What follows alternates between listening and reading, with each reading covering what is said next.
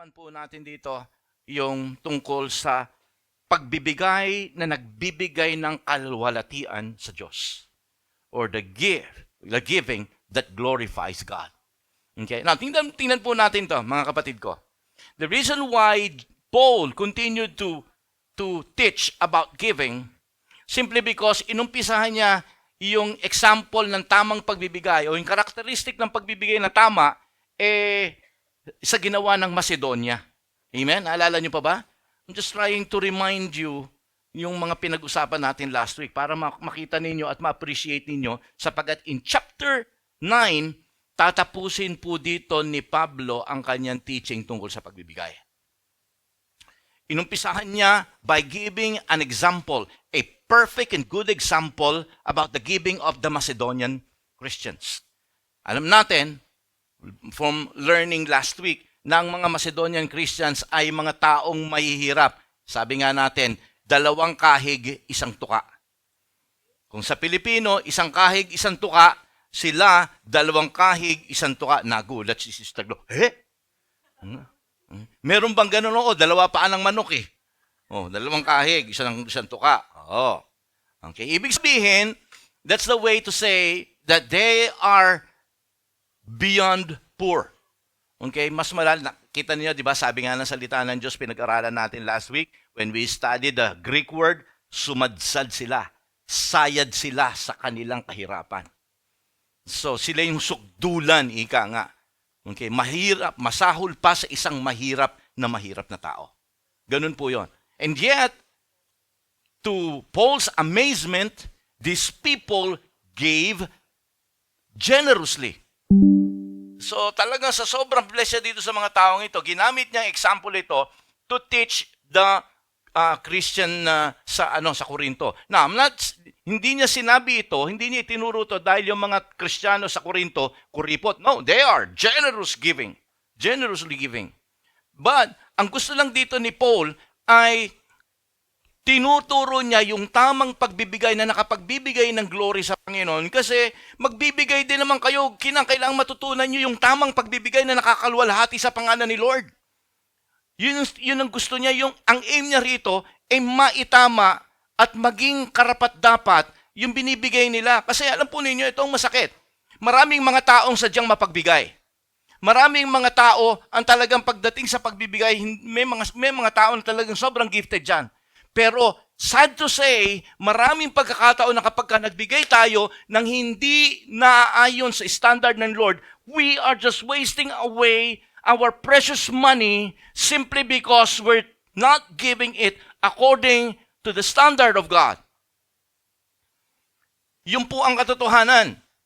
Kaya kung halimbawa meron sa atin, minsan tutulong tayo sa ibang church, there's nothing wrong about it. Pero kung naghihintay tayo na yung binigay natin doon ay natuwa ang Diyos, think again. You must make sure that the way you gave out your money should be according to the standard of God. If not, then we're wasting away our action and our money. Are you here? That's why, dito po sa pag-aaralan natin, kaya tinuro ko ngayon to, tungkol sa giving, kasi ito yung gustong maintindihan ni Pablo ng mga Kristiyano na nasa Korinto. They are givers. But, dahil sa pagmamahal sa kanila ni Pablo, ayaw nila na ang kanilang pagbibigay ay maging yung parang not counted. Parang maging mabaliwala. Yun po ang gusto ni Paul dito. Kaya po, makikita po natin ngayon dito, pag-uusapan po natin, ang text po natin ay makikita sa 2 Corinthians chapter 9. But I want us to jump, bago pumunta tayo dun sa talagang, ang context po natin ay makikita from verse 5 hanggang verse 9. But I want us to jump in verse 13. 2 Corinthians chapter 9, verse 13. Kaya ako gusto kong tumalon tayo dito, kasi according to Paul, when you give, okay, sabi ko nga kanina, Paul is showing us and teaching the people and Christians in Corinth that giving is another area of Christian life that can give God the glory. Okay? Why? Because According to Paul, when you give, it is another way of serving God. Marami sa atin ang akala natin when we give our money, when we give something, when we give our time, parang sinasabi natin na parang, basta, pagka pera, lalo na pagka pera, ang iniisip natin, pera lang yan. No. As far as God is concerned, isa yan sa paraan para makita ng Panginoon kung totoong ikaw ay totoo sa Kanya. According to Paul, sabi sa verse 13, because of the service, nakita po ninyo yan? Because of the service by which you have proved yourself. Ano yung service na pinatunayan nila? Yun yung kanilang pagbibigay. Remember, last week, the reason why nagkaroon kaya nagkaroon sila ng fundraising itong si Paul, dahil sa dahilan na nasunog ang kanilang main church sa Jerusalem. Remember that? Tuloy, nag-fundraising campaign ang mga apostol. Okay? And since si Pablo ay maraming natayong mga churches all over Asia Minor, so kinausap niya lahat itong mga churches na ito. Sabi niya, magbigay kayo.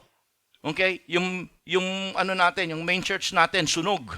Yung mga miyembro doon, nasunugan din. Walang-wala sila. Tulungan natin sila. And remember, last week, sinabi ko sa inyo na hindi naman niya talaga inubliga na magbigay ang mga Macedonian because he knows he lived with those people for several months. So, naintindihan niya kung gaano kahirap ang buhay doon. Pero, to his amazement, nagulat siya how generous these people were. Sapagat naintindihan niya na yung binigay na halaga nitong mga Macedonian Christians ay kumbaga hindi niya paano niyo na i-produce ito yung buhay niyo nga, yung bahay niyo nga, yung pagkain niyo nga, yung church niyo nga, ganito. And yet you were able to give generously for our church in Jerusalem. Then he understand why. Kaya pag-uusapan po natin patuloy ito mga kapatid ko, tatapusin natin ito. Okay? So, maintindihan natin that sabi dito ni Paul, ang pagbibigay daw po is a service. That's why tinuturo niya rito sa mga Corinthian Christians. Okay? Itong ginawa niyong pagbibigay, because of the service by which you have proved yourself, men, sabi niya ganoon, will praise God for the obedience that accompanies your confession of the gospel of Christ and for your generosity in sharing with them and with everyone else. So, maintindihan natin dito, okay? Kaya ang Christian giving is about, Lord, gusto kong paglingkuran ka. Kaya wala rito walang mga ministry rito. Huwag kayo matakot. Huwag kayo mag-alala. Nasabi mo, hindi ako naglilingkod sa Panginoon. Your giving is another way of saying, God, I glorify you in my life. God, I am serving you. It's not my word. It's the word of Paul because of the service. Ano nangyayari ngayon pag nagbigay daw tayo? Because you're giving according to the standard of God. God will not only be glorified, but people will also praise God for your work. Kunyari, meron tayo ritong transportation ministry.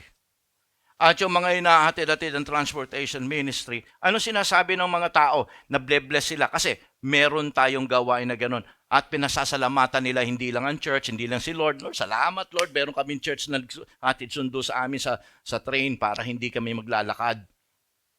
Kahit pwede naman lakarin, pero may church kaming naghatid sundo. At the same time, kanino tayo nagpapasalamat bukod kay Lord? Doon sa nagdadrive sa atin, kila Brother Toto, kila Sister Snow, kila Sister Winnie, yung mga nandoon sa okay, Sister Berna. Papasalamat tayo sa kanila. So, tingnan po ninyo, when you serve God in giving, ano nangyari? Men will praise God. Salamat Lord. Mga tao nagbibigay. Salamat Lord. Okay? May church kaming kagaya nito, maganda. Salamat Lord sa mga tao nagbibigay. At hindi lamang po yun, sabing ganon, for your generosity in sharing with them and with everyone. So people will also praise God, praise the people who gave out their shares for them. That's a service, my friend. Okay? Now, okay, let's continue. Ano ba yung sinasabi rito ni Pablo? Let's now go to our main context. Verse 13 lang po ito. Ang main context natin ay nasa verse 5 hanggang verse 9. Okay? So ito po ang sabi ng salita ng Diyos. So I thought it necessary to urge the brothers to visit you in advance and finish the arrangement for the generous gift you have promised. Then it will be ready as a generous gift, not as one grudgingly given. Remember this: whoever sows sparingly will also reap sparingly, and whoever sows generously will also reap generously.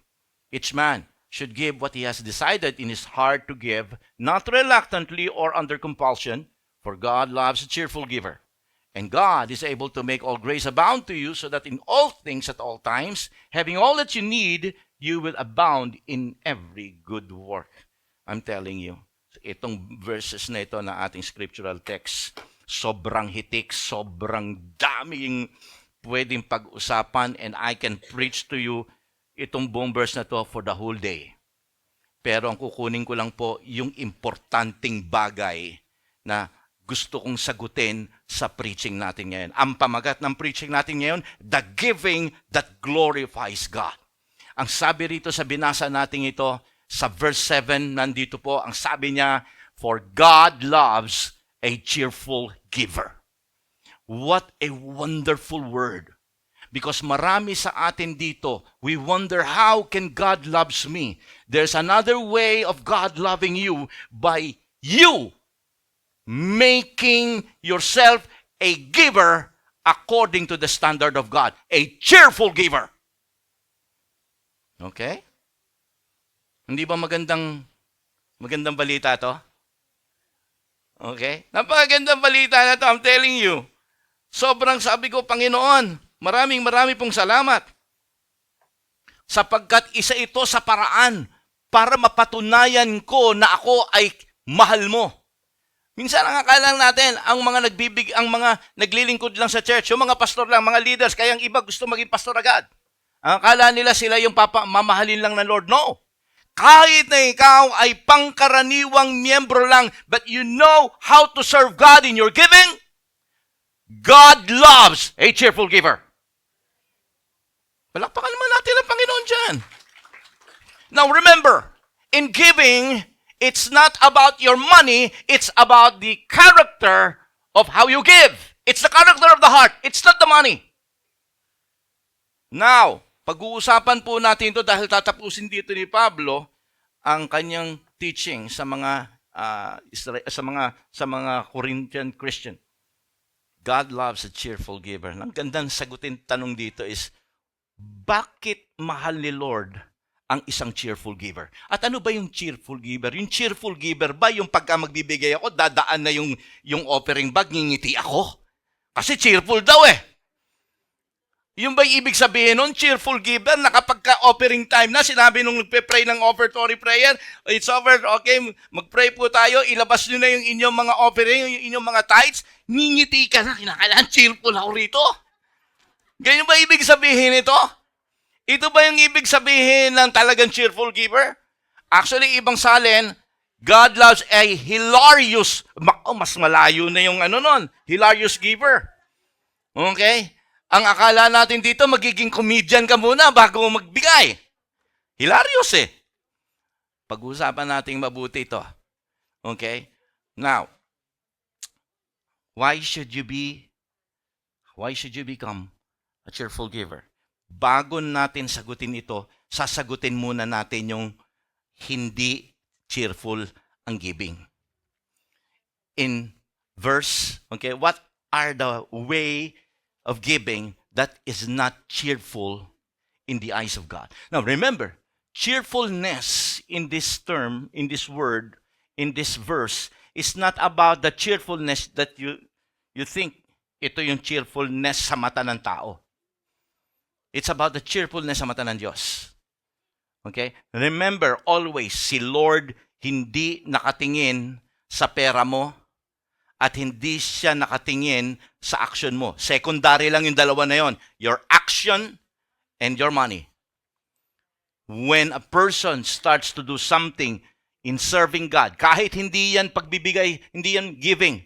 Kapag ang isang Kristiyano ay nagsabing maglilingkod sa Diyos, kahit you join the ushering ministry, you join the music ministry, ang tinitingnan ni Lord dyan, hindi yung talento mo. Ang tinitingnan ni Lord dyan ay yung puso mo.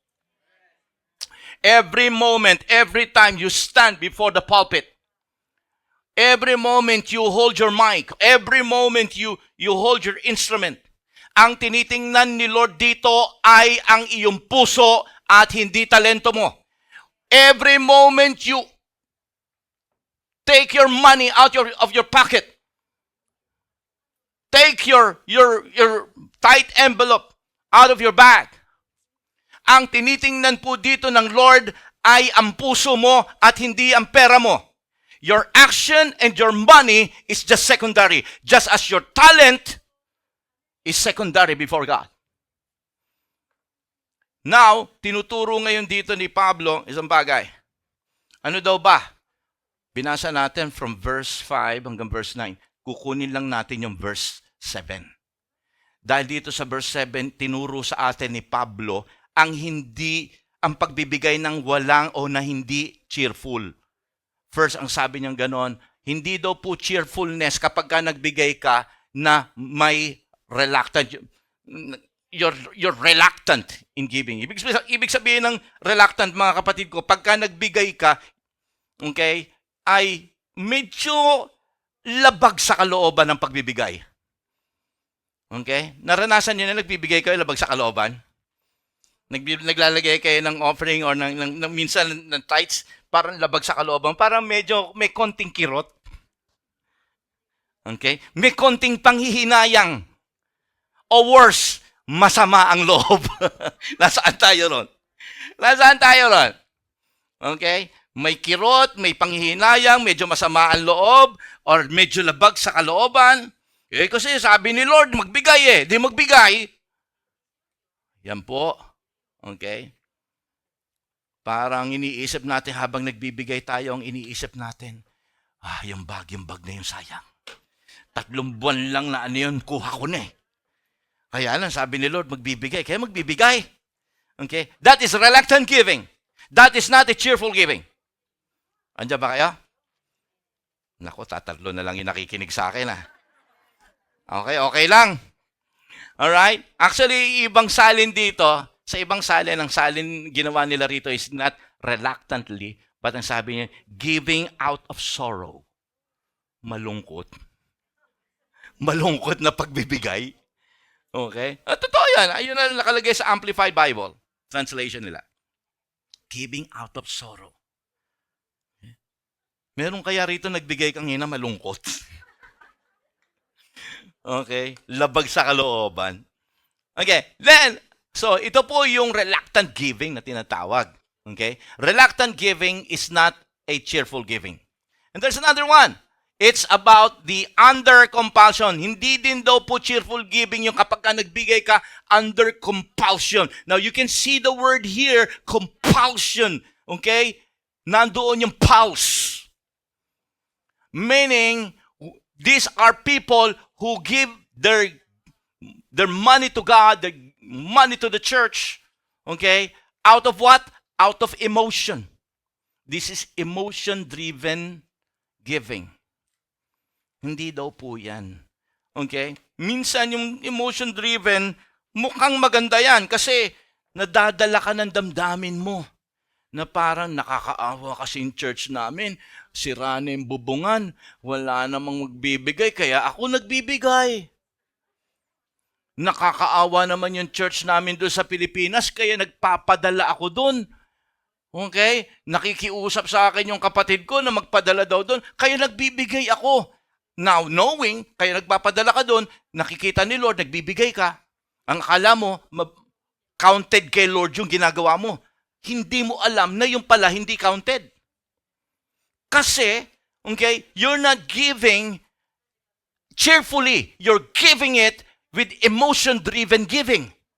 Hello? Nandiyan ba kayo? Ang sabi ni Pablo, no. When you give, it shouldn't be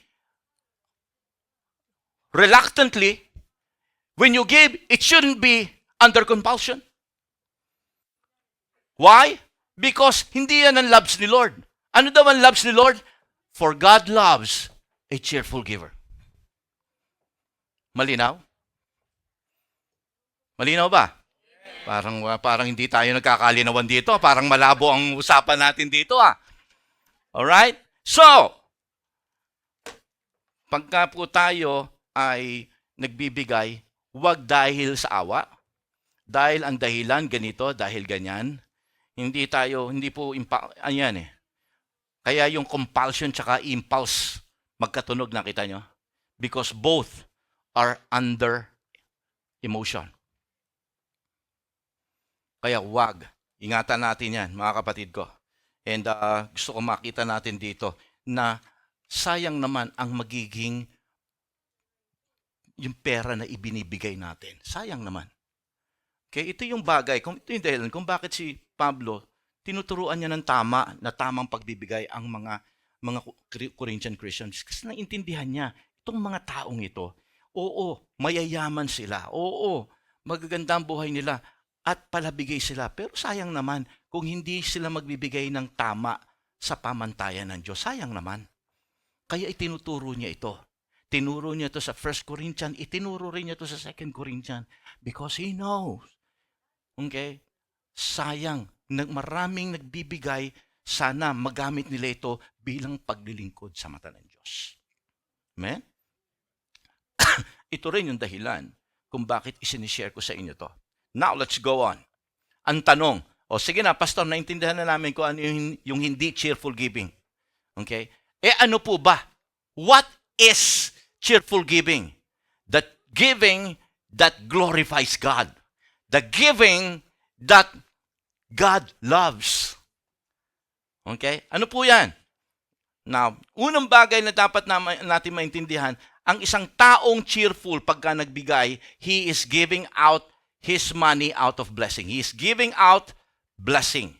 He's not giving out money, he's giving out blessing. Ano ibig sabihin natin doon? Let's read verse 5 and verse 6 para maintindihan natin so that I can explain to you the original meaning of this word. Bakit?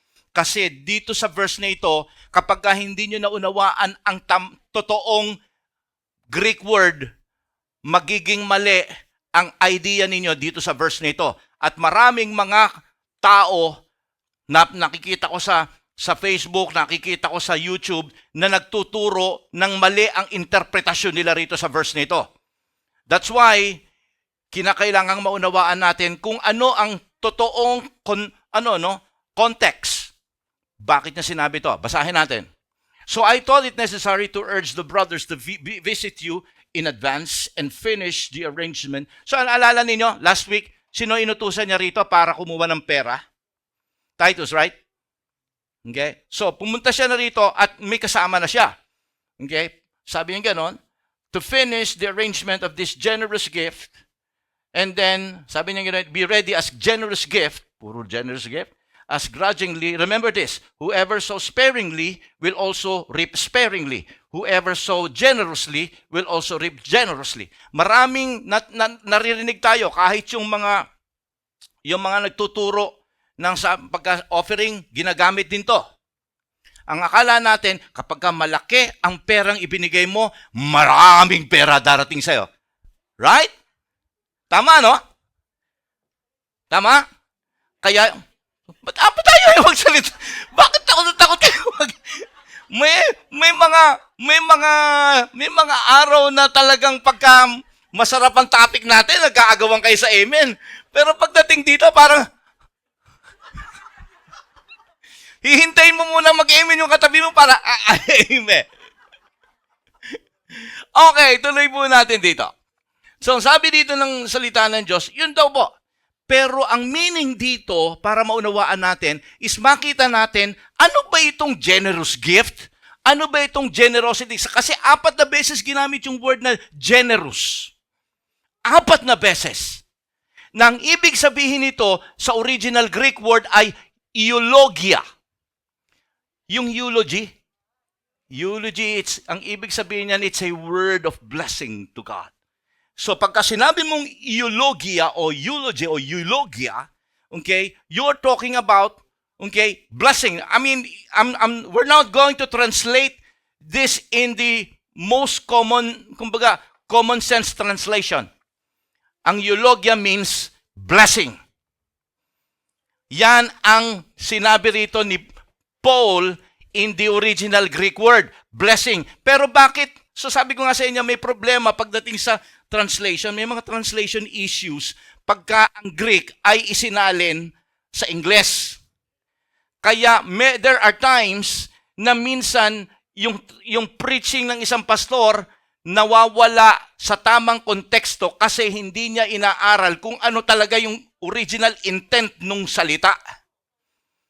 Marami sa atin, dahil masarap lang pakinggan, tatanggapin na natin yung translation na yon. Pero hindi yun ang totoong context kung bakit sinabi yun nang sumulat sa Biblia. That's the reason why napaka-importante na ang preacher maalam sa salita ng Diyos. Hindi marulong lang magsalita. Now, tingnan po natin to.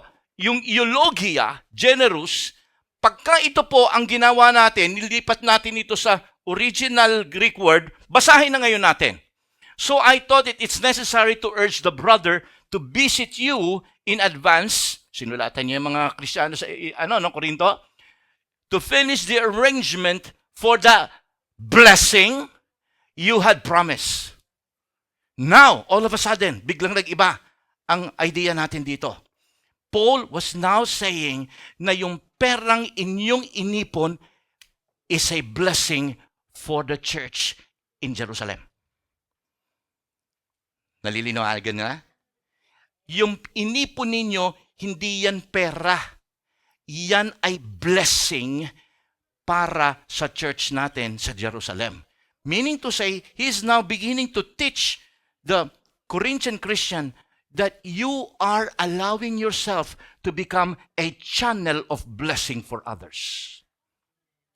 That's why a cheerful giver is not actually giving a money, but as far as his attitude is concerned, I am not giving my money. I am just allowing myself to be a channel of blessing for others. Yun ang cheerful giver. Kaya masaya siya, kaya walang sakit, walang panghihinayang, sapagkat pagka siya'y nagbigay, para sa kanya, ako ay channel lang, ako ay tulay lang. Okay? Ako ay tulay lang ng pagpapala ng Diyos. Ibig sabihin, lahat ng bagay na meron ako, bigay lang ng Lord, pinagdadaan lang niya sa akin, at ako ay channel. Andyan mo kaya mga anak ng Diyos? Look at this. Tuloy natin, para maintindihan natin mabuti. To finish the arrangement for the blessing you had promised. Then it will be ready as a blessing, not as a grudgingly given. Not as the one. So, ibig sabihin, pinapaliwanag na ngayon dito, so ang nakakaunawa lang dito, yung mga Greek-speaking people. Tayong mga English-speaking people, dahil ganito, nagkaroon ng tinatawag na translation issue, ang akala lang natin, magbigay ka ng generous gift, bibigyan ka. Tama na, generous gift, you're talking about money. No. Kita nyo, malayo. Kita nyo na? Kaya ang sabi rito ni Pablo, yung ibinigay ninyo blessing, hindi nyo yan ibinigay ng labag sa inyong kalooban, grudgingly given. Kita nyo? Tuloy pa natin. Remember, sabi niya sa verse 6, whoever sows sparingly will also reap sparingly. Whoever sow generously, okay, whoever sow blessings, whoever sow many blessings, will also reap. Ibig sabihin, the blessing that you give will grow and multiply. Are you here? Okay? Now, gusto ko makita natin dito. Ang sinasabi dito ni Pablo is not pera lang. It's not money per se. Na kapag ka ikaw ay nagbigay sa church, okay, bibigay ni Lord ng maraming pera, ibabalik niya sa ito. No. First of all, nakita ninyo, a cheerful giver is not just giving. He understands that what he's giving is blessing. He's allowing herself, he's allowing himself to be a channel, lagusan ng pagpapala. Kaya kung ano man ang ibinibigay ko sa church, yan ay biyayang galing sa Diyos. Hindi yan galing sa akin. Sapagkat kung ang idea mo, ang ibinibigay mo ay galing sa'yo, hindi mo kinukonsider si Lord na nagpapala sa'yo. At kapag ang idea mo, ang binibigay mo, ang ikapumang offering mo ay galing sa'yo, makakapagbigay ka ng 1, 2, 3, 4, pero hihinto ka na later on. Sapagkat marirealize mo, parang nababaliwala yung bigay ko. But, if you understand that the reason why you're giving to God is because you're allowing yourself to be a channel, then you understand na I'm giving and allowing God to use me to serve Him by making myself a channel of blessing for others. Amen? Palakpakan po natin si Lord dyan. That is cheerful giving. Kaya walang sakit, walang panghihinayang, walang labag sa loob. Because all you do in yourself is, God, here I am. Just use me. The more you bless me, I'm gonna be blessing more. Kaya kita nyo, He who sow generously. Sad to say, may mga Kristiyanong barado.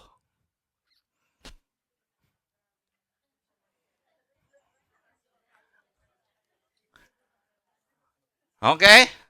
Sapagkat ang God is really blessing you, but yet, and yet here you are.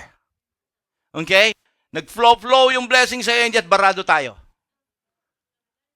Andiyan ba kayo? So we're not really giving what God tells you to give. So, dito po, makita natin dito na malinaw ang sabi ng salita ng Diyos. Paul was teaching the Corinthian Christians, as well as I am teaching you right now, that everything that you put in that basket, it's a generous gift. It's a blessing. Amen? Andiyan ba kayo, mga anak ng Diyos? So, ang matindi rito, isa pa. Okay, meron ako isa pang nakita rito, na when a cheerful giver allow himself to be a blessing, okay, ang mangyayari dito, mga kapatid ko, okay, sabi ng salita ng Diyos, the more you do it in yourself, through yourself, the more you allow God to work in your life so generously, the blessing will flow generously. When we talk about blessing or God blessing you, don't always think of blessing as money. Para bang ang interpretasyon niya sa blessing pera lang. May mga pagkakataon na ang pangangailangan mo hindi pera lang. Maraming tao diyan, maraming pera, pero maraming pangangailangan. Andiyan ba ako kayo, mga anak ng Diyos? So, pagka sinabing blessing, when you sow blessing, you will reap blessing. Mayroon talagang blessing na tatanggapin ka that only God can give you. It's not always money. Paul was talking about a different currency here. He's not talking about monetary currency. He was talking about special blessing that only He could give. For example, I'm going to give you an example. An example of the man called the Good Samaritan. Remember? Tumulong siya. Tama? Nag-aagaw buhay, tinulungan niya, walang tumutulong, tinulungan niya, binigyan niya, ginamot niya. Alam natin yung story, dinala niya sa isang magandang inn or hotel sa panahon natin ngayon. Inalagaan niya, binigyan niya ng pera yung innkeeper para kung ano man yung kailangan. At kung may panahon na siya makakabalik, babalikan pa niya.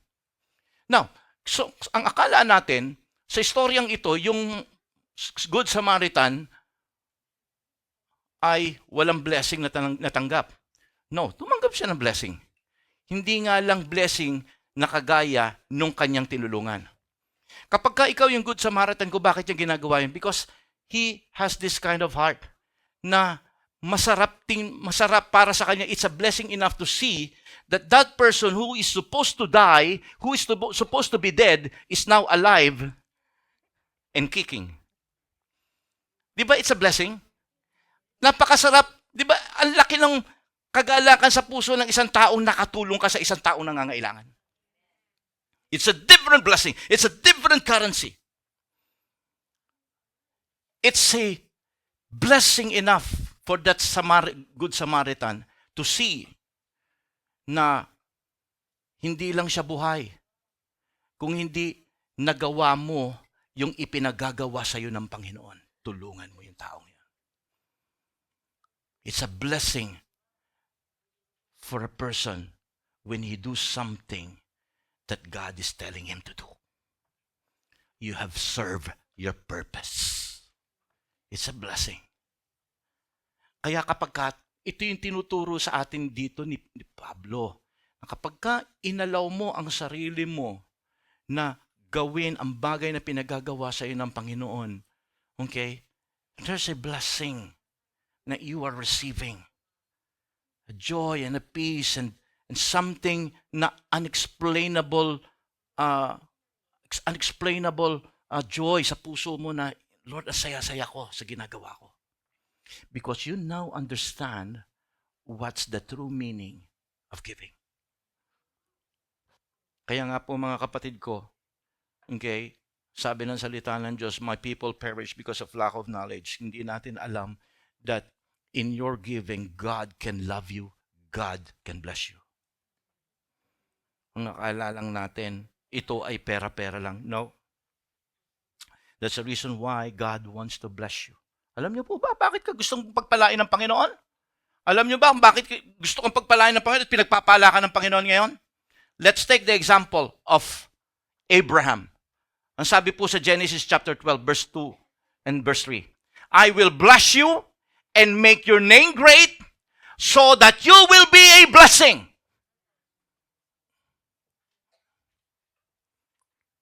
If you will be willing to be a blessing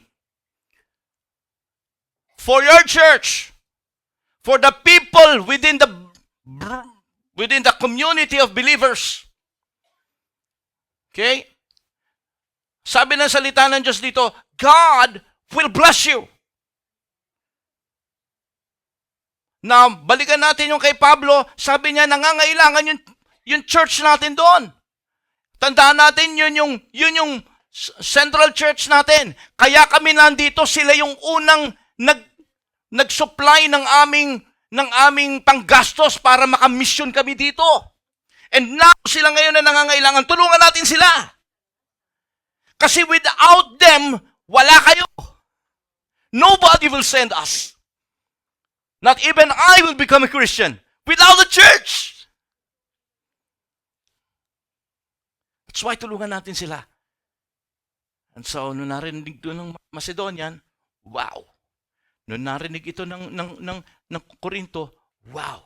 Pero nakita niya, sobrang laki ng binigay. Talagang giver itong mga Corinto. Teka muna, kinakailangan yung pagbibigay nila. Talagang tama yung, sayang eh. Pabait pa naman, gaganda ng puso nitong mga Corinthian Christian. Kinakailangan ituro ko sa kanila to. Kaya itinuro niya.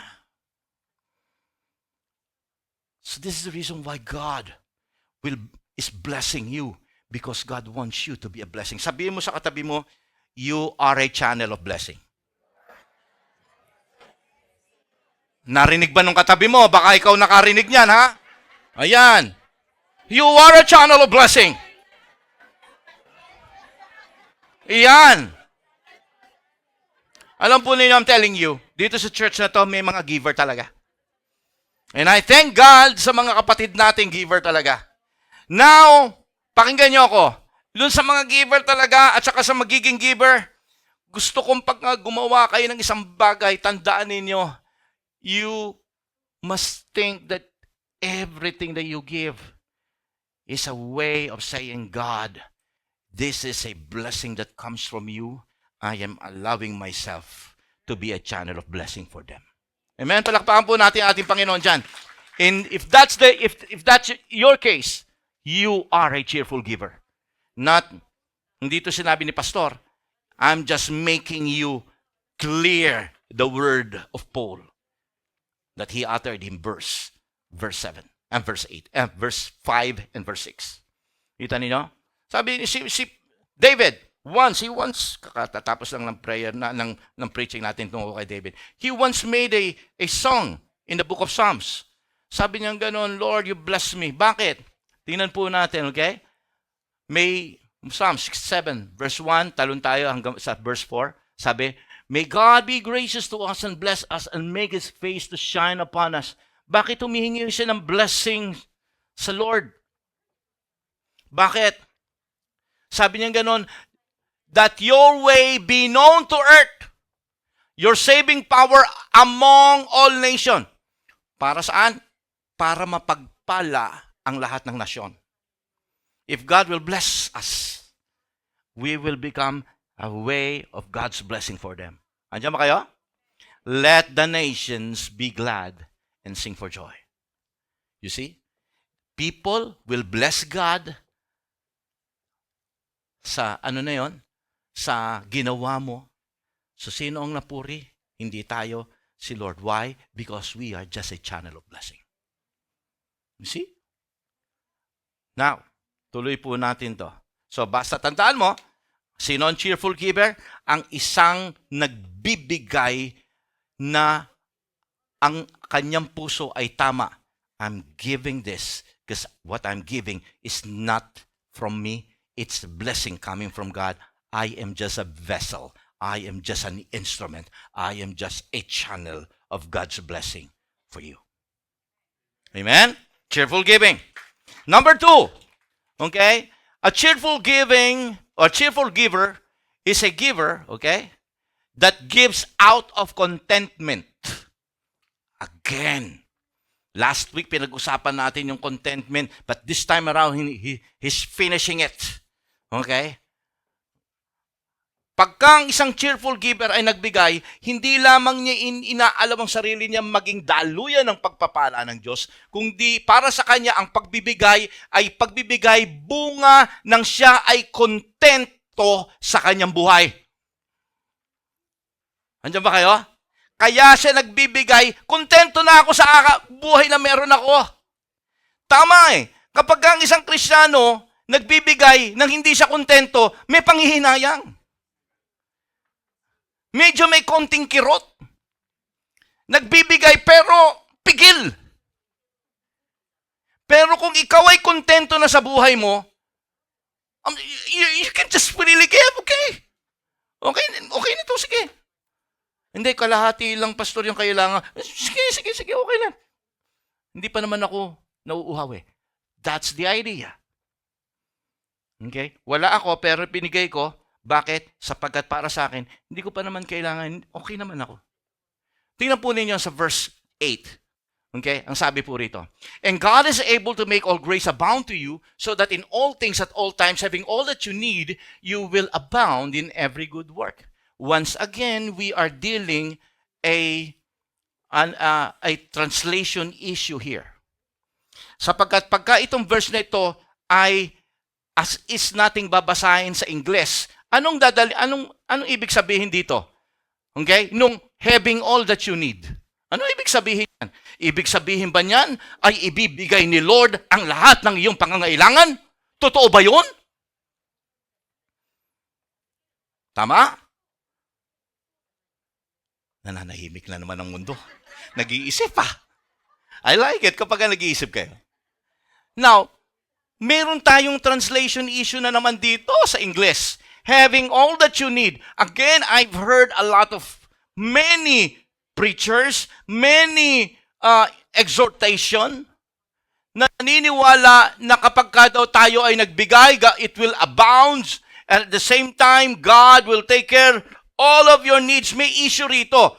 Of course, may sort of tama, pero kinakailangan ko lang ayusin kung ano ibig sabihin dito ni Pablo. Kasi ang isang tao, okay, kapag siya ay masasabi nating nasa kanya ng lahat ng kanyang pangangailangan, anong tawag dyan? Kontento. At iyon ang ibig sabihin dito sa original Greek word. Ang isang taong nasa kanya na, para sa kanya, nasa akin ang lahat ng pangangailangan. Maaaring hindi ako nakatira sa isang palasyo. Maaaring nakatira ako sa bahay kubo. Pero para sa akin, sapat na ito at ako ay content na rito. Maaaring hindi ako kumakain ng kasing sarap ng kinakain mo, pero para sa akin, masaya na ako dito, kontento na ako rito. I'm having all what I need. Ang problema kasi dito, mga kapatid ko, minsan, ang naisip natin, hindi na ibibigay ni Lord ang pangangailangan ko. Kasi babaliktad natin yung need at saka want. Nandiyan ba kayo? Minsan, kagaya ng isang bata, pagka sinabi ng tatay niya, anak, ano bang kailangan mo? Sige, anong kailangan mo? Daddy, gusto ko yung Nintendo gadget ba? Siyempre, bilang tatay, sabi mo, anak, hindi mo kailangan yan. Actually, makakasira sa pag-aaral mo yan. Kukunin yan yung oras mo. Instead na mag-aaral ka, magiging busy ka sa kalalaro ng Nintendo gadget. Tama? Hindi, kailangan ko yun kasi lahat ng mga kaklase ko meron din nun eh. Kailangan ko yun. Para sa kanya, yun ang kailangan niya. Pero para sa magbibigay, hindi yun ang kailangan mo. Tama? Marami sa atin ang gano'n. Ang akala natin, hindi binibigay ni Lord ang kailangan ko. Tagal ko nang pinagpe-pray. Sabi ng Panginoon, hindi yun ang kailangan mo eh. Okay? Hindi yun ang iyong totoong pangangailangan. Ang totoong pangangailangan mo ay ito. Pero ang isip natin, you're not giving me what I need. In the truth is, ang hinihingi mo, what I want. It's a big difference between the two. Kaya sabi ko sa inyo, the truth is, may katotohanan to, pero may problema sa atin. Because everything that we are asking God for is not what we need, but what we want. Sapagkat ang isang tao, kapag siya nasa kanya na lahat sa kanyang buhay, okay, kontento na siya. Tama? Tama? Naalala ninyo? Nung sabi nyo, pagka ganito, nakaipon lang ako ng ganito, masaya na ako. Tama? Pag nabili ko lang itong ganito, masaya na ako. Okay? Kasi ang hinihingi natin, hindi yung pangangailangan mo. Iyon yung gusto mo. Kaya kahit kailan pa man, hindi ka makukontento sa buhay mong ito. When a cheerful giver gives, pakinggan niyo, kaya siya nagbibigay ng generous sapagkat para sa kanya, okay, masaya na ako sa buhay ko na to. These are all just but excess in my life. Nakita po ninyo ang Macedonian, babalikan natin yung kanyang illustration tungkol sa giving ng Macedonian. The reason why Paul understands that the reason why Macedonian Christians were able to give beyond ang sabi ni Paul dito sa chapter 8, beyond their ability, is simply because these people were so content enough. Masaya na sila kahit kumakain sila ng isang beses sa araw. Okay na yun. Hindi na issue sa kanila yun. May pangangailangan ng aming Mother Church. We will give what the Lord told us to do, to give. Yun po ang contentment. Hindi nila inisip yung kanyang kailangan sapagkat para sa kanila, ang meron sila, sapat na. That's why kapag po tayo nagbibigay, okay, ito yung teaching dito ni Pablo ngayon. Kapag tayo po ngayon ay nagbibigay, dapat nating maintindihan dito na ang pagbibigay ay hindi nakabase kung ano ang sitwasyon ng iyong buhay. Kung ikaw ba ay nasa pangangailangan. Kaya maraming doon, hindi ako muna makapagbigay kasi may pangangailangan. No. Kaya kita niyo, sabi ng salita ng Diyos dito, because you are content with your situation, you can now give. Tingnan niyo all things. At saka kailan? All times. May mga pagkakataon we cannot give. Bakit? Kasi bad times. But Paul was telling us, if you are truly a cheerful giver, there is no reason for you not to give. that blessing for those people who needs it. For your church. In this case, church ang may pangangailangan. So maintindihan po natin, mga kapatid ko. Okay? Maunawaan natin ngayon na ito pala, ganito pala ang totoong pagbibigay. Okay? Hindi po tayo magbibigay ng para lang. So yung ibig niya sabihin ditong having all that you need, Paul was talking about all contentment in this life through the bad situation or good situation. I am contented with God. Masaya ako kung ano saan ako ilagay ng Panginoon. Paul understand what he is telling, what he's teaching to the Corinthian Christians. He understand. Why? Si Paul, inilagay siya sa jail. Actually, mga kapatid ko, siya po ay hinuli doon sa Pilipos, together with Silas. In Philippian jail, pinasok sila doon. Naintindihan niya na through the bad times or the good times, he is content. Nasa loob siya, ilang beses po siyang nahuli, ilang beses po siyang nilatigo. Okay? Through those bad times, Paul was content. He never blamed God for all those predicaments in his life. He never wavered in his faith because he was very content. He was able to give his 100%. Kahit nasa loob na po siya ng bilanggon, kahit hindi siya kumakain ng tama, kahit hindi siya natutulog sa maayos na higaan dahil mabato yung loob ng kulungan. He was able to write an encouraging. Kaya kita po ninyo, sino pinakamaraming ginawang book dito sa New Testament? It was Paul. And mind you, lahat yun ginawa niya nang siya ay nakakulong. Dapat sana siya ang tumatanggap ng Dapat sana siya yung tumatanggap ng encouragement eh. But no, nandun siya sa sitwasyon na yon, and yet, kahit nandun siya, nakasadsad siya ron, nagbibigay, hindi napigilan ang kanyang pagbibigay ng encouragement sa mga taong malaya na mas magandang dihamak ang kalagayan kaysa sa kanya. Same with the Macedonian Christians.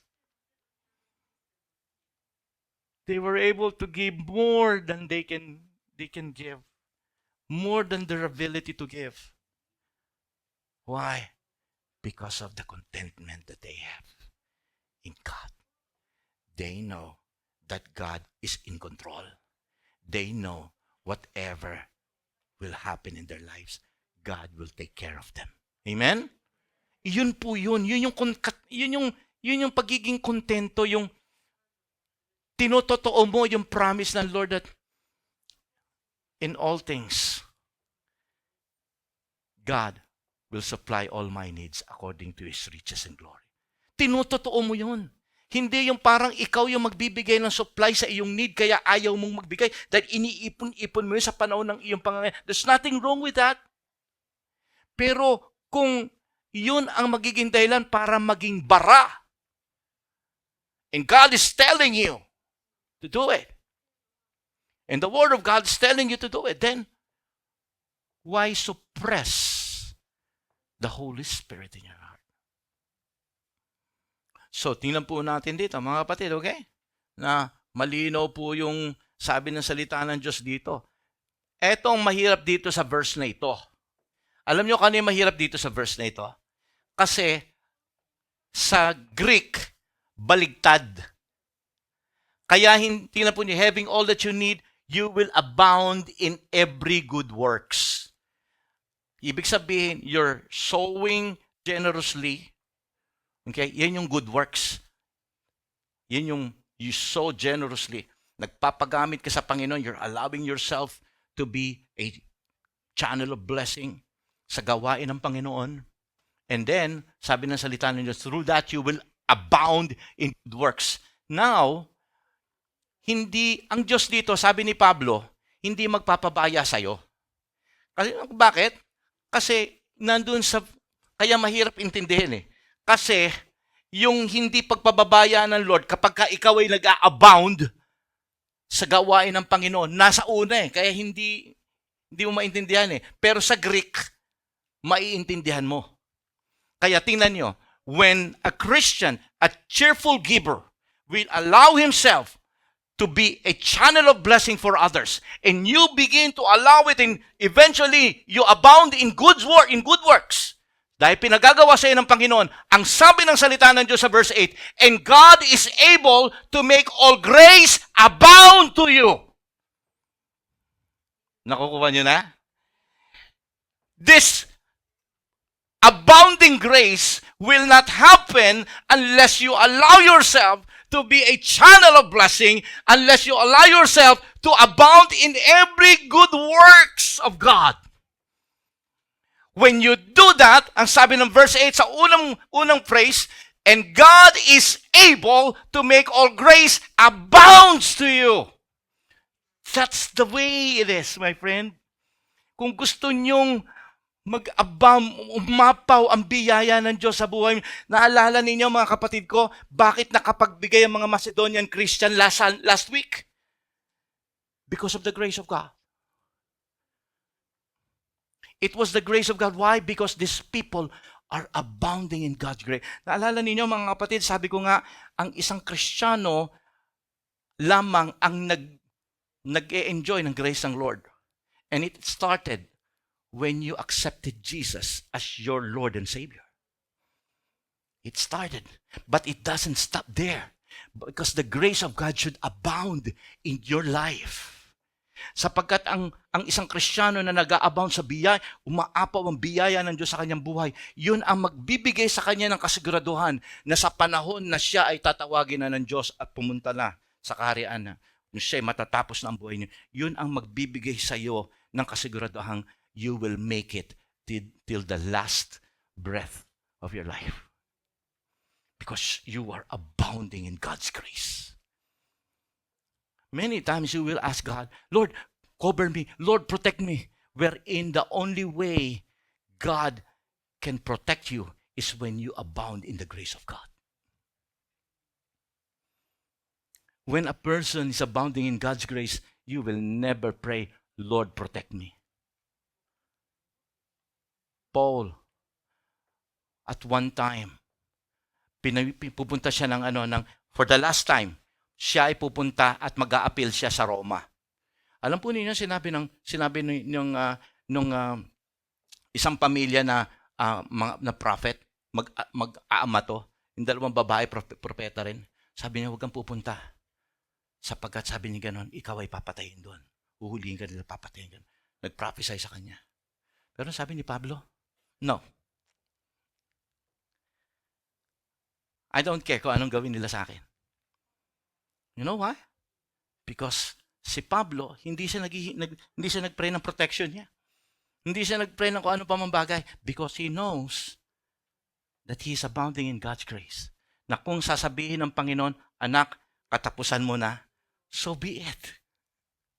Ang isang taong umaapaw sa biyaya ng Diyos, hindi siya matatakot anuman ang kanyang gagawin because he is abounding in God's grace. Ang isang taong mayaman sa gawain ng Panginoon, abounding in every good works. A person who is all out given to God. A person who is a channel of blessing will never be worried about his life in present and about his future. Amen? Your life is secured in God because you are abounding in God's grace. Palakpakan po natin si Lord dyan. Kaya gusto ko po makita natin dito, a cheerful giver. Pangatlo is giving out of confidence in God's grace. Hindi ka matatakot. Hindi ka na salita ng ating hapon kasi nanonood yung mga taga-Holland sa atin. Nagsisimpay ka, nag-aalala ka. Kaya kita niyo madalas ang Biblia, kahit si Jesus Christ sinabi, do not worry about about tomorrow. For tomorrow will not come. Okay? Hindi kayo dapat matakot. Kaya ang advice ko sa inyo, be, abound in God's grace. The Word of God says, balikan natin, and God is able to make all grace abound to you. Kaya daw ni Lord na umapaw ang biyaya niya. Bakit? Para gusto ba ni Lord maging matagumpay ka sa iyong karir? Hindi. And God is able to make to make His grace abound to you because He wants you to be successful in life? No. The reason is He wants you to abound in every good work. And I'm telling you, nandito po tayo sa mundong ito. Hindi ako nandito sa mundong ito para maging pastor lamang. Hindi. I have a purpose. I have a purpose to finish. I have a role to do. At tandaan po natin, bawat isa sa atin dito may role. Okay? Pero mag-uumpisa ito kung tayo po ay magkakaroon ng tamang ugali na sa lahat ng ating gagawin, kahit sa iyong pagbibigay, ito, ang puso mo is, Lord, let this giving glorify you. Amen? Sa oras na ito, gusto kong maunawaan natin ngayon that a cheerful giver is comprised of 3 words. It's a word of blessing, a word of contentment, and a word of grace. If you want to be a cheerful giver, your giving must be giving out of blessing. And you're giving out of contentment. And you're giving out of God's grace. Amen? Let us all stand up. Hallelujah. Palakpakan po natin ating mabuting Diyos. You see, when you give like that, when you give the way God wants you to give, sabi ng salita ng Diyos, God loves. What a blessing! Ang iba sa atin, ginagawa natin ibang pagsasakripisyo because we're after the return. We're after the rewards. Pero para sa akin, there's no rewards compare to this kind of reward. God love you. He will love you because of your cheerful giving. He will love you. He will adore you. Na gusto kong intindihin natin bilang mga anak ng Diyos ngayon. If you are looking for the greatest blessing that God can give you, it's not those things that you think is a blessing. Ako, para sa akin, pinakamasarap isipin na, Panginoon, salamat. Sapagkat minamahal mo ko. Kahit sa aking pagbibigay, minamahal mo ko, Panginoon. Nagagalak ka, natutuwa ka. Okay, so Lord, let us all now lift our hands together. Hallelujah. And the reason why I'm asking you to lift your hands is not because, sabi ng salita ng Diyos, sabi ni Pablo, these Macedonian Christians were able to give themselves first to God and then to us and the brethren. Hindi. Kaya ako pinapataas ang kamay niya because I'm going to ask the Lord and I will pray that may the Lord bless the work of that hands. Because that hands is going to be a channel of blessing. That hands will not only receive blessing from God, but that hands will also be a way of God's blessing to bless others as well. To bless this church, your church. We're not giving because ang blessing na ito ay pinaghirapan natin, no? Tandaan natin, si Lord ang nagbigay ng opportunity, kagaya na sinabi ko last week. Siya ang nagbigay ng mga ng lakas, ng talino, kalusugan sa ating buhay. Without it, kahit pa sabihin mong may pinag-aralan ka, kahit pa sabihin mong napakatalino mo, without opportunity, without God guiding you and directing you to those proper people and situation, there will be no blessing. How many times you've been praying, Lord, gusto kong ilipat mo ko sa tamang kaisya, sa tamang kumpanya, sa tamang, and now, nandoon ka. Nakalimutan mo na yun. So sa oras na ito, manalangin po tayo. Panginoon, sa oras na ito, Lord, we're lifting our hands. Simply because, Lord, we want you to know, God, na we are ready to be a channel of blessing. Sa oras na ito, Panginoon, salamat po because you have, Lord, opened up a new, Lord God, revelation about giving. And we now thoroughly understand kung ano yung sinasabi ni Pablo sa mga Kristiyano doon sa Corinto. Na huwag masayang ang kanilang pagbibigay. Lord, teach us as we are lifting our hands, Lord. Nawa ang kamay na ito ay hindi lamang sa pagsalo ng biyaya at pagpapala. Ang kamay na ito ay magiging daan, Panginoon, para mapagpala namin ang aming bahay-sambahan, ang aming mga kapatid dito sa church. Salamat po, Panginoon. Hinihiling ko, O Diyos, patuloy mong pagyamanin, naintindihan na namin kung bakit kami ay pinapagpala mo. Lord, hinihiling ko na maging ang kanilang mga personal na mga prayers, Lord, patuloy mong sagutin. At nawa, O Diyos, higit pang magkaroon sila ng kagalakan dahil dito sa kanilang pagbibigay. Diyos, muli, nataas namin ang lahat ng ito sa pangalan ni Kristo Jesus na aming Diyos. Amen.